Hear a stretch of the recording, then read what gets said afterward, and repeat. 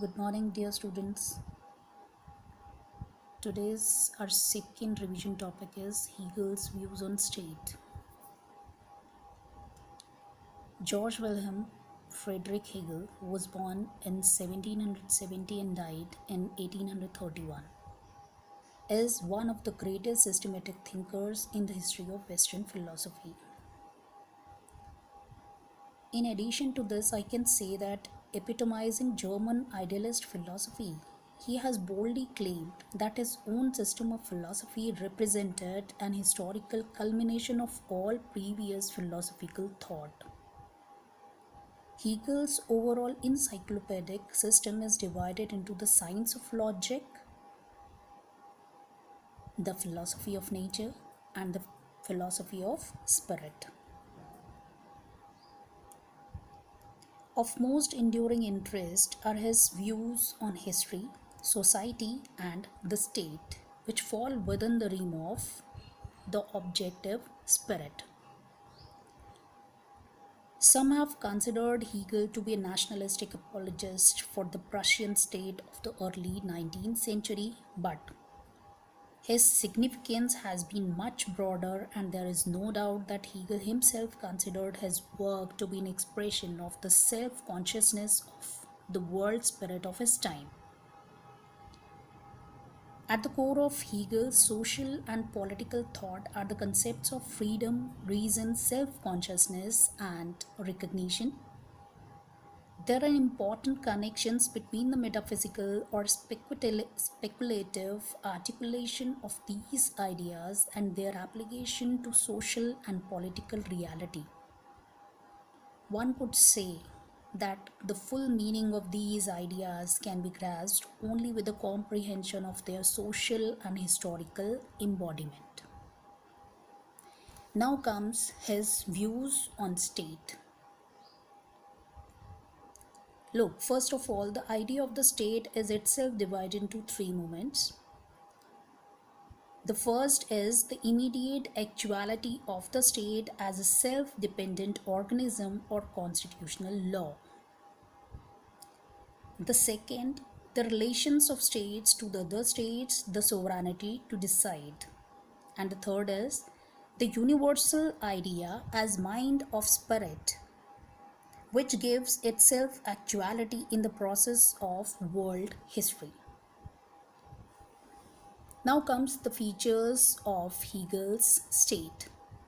The first feature is that, according to Hegel, the state is a complete practice. He's saying now that organic nature of state, that means, in his words, the state is a divine will as a present spirit which unfolds itself in the actual shape of an organized world.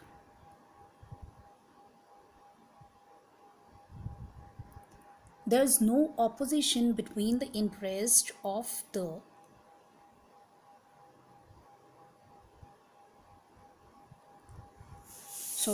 there's no opposition between the interests of individual and those of the state, because no conflict is found in the interest of the state and individual of the Hegel. The place and life character belongs to the person, the same place in history belongs to the state. As such, the interest of the state and the individual are the same. The third is that state is omnipotent. He has considered the state as the Almighty, considering the state as the proof of God on earth. You might have heard that his quotation is, "The state is the march of God on earth." Although Hegel has not considered any conflict in the interest of the state and the individual, he has considered the state as the biggest moral institution and is more important than the individual. Thus, he has placed the person completely under the state. According to Professor Jod, he concludes the features of Hegel as that the state never acts unrepresentatively. These are according to Jod, but these are basically the summary of Hegel's state, features of state. Now, what is it that he said that state never acts unrepresentatively? Individual is not a solitary unit, and the state contains within itself and represents the social morality of its citizens.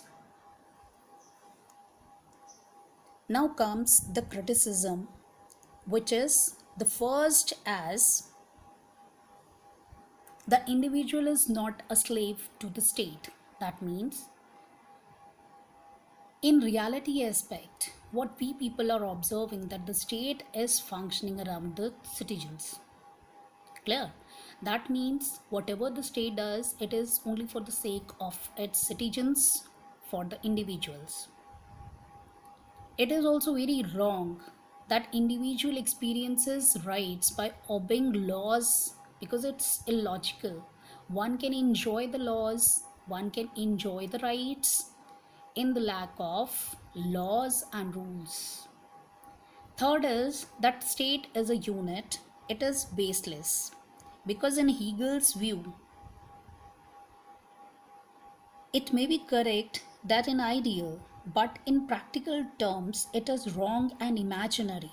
Because in the modern world, many communities are found under the states which have their own importance.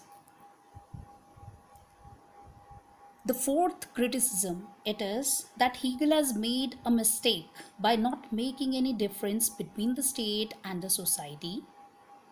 Hegel represents the autocracy of the state and considers the two to be the same, whereas in the modern era, both are considered to be different.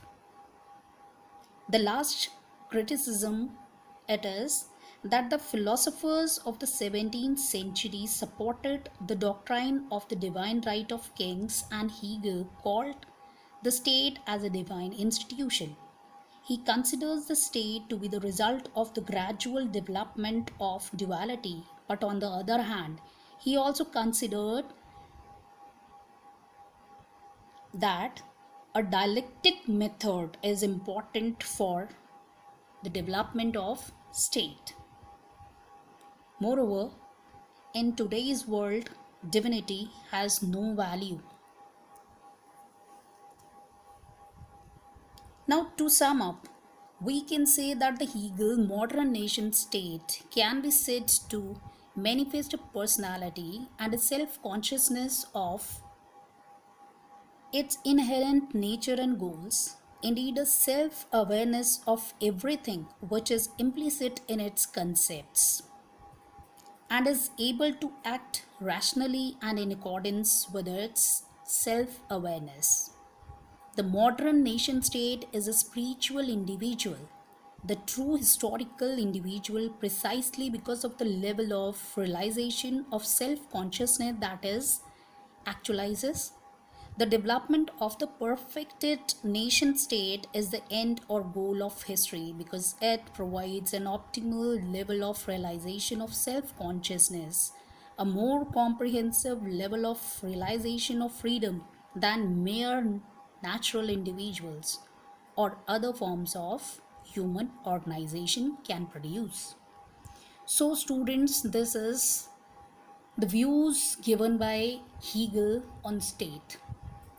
So go through with the PPT and with the presentation. Have a nice day.